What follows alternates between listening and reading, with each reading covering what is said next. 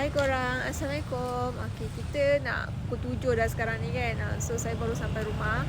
Hari ni saya nak share kan, macam biasa kereta apa yang ada untuk hari ni boleh disewakan.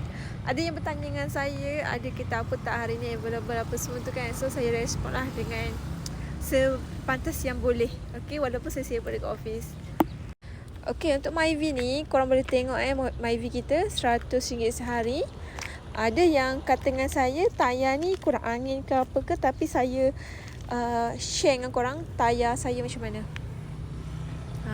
Tayar kereta kita masih lagi elok. Nampak tayar. So untuk sewaan raya ni insya-Allah tayar, enjin apa semua kita memang jagalah untuk keselamatan customer dan juga keselesaan. Yang ini Myvi kita RM100 sehari, okey? Untuk tempahan minggu ni boleh lagi nak pakai, cumanya hari Jumaat, Sabtu macam tu dah ada orang sewa. Bye.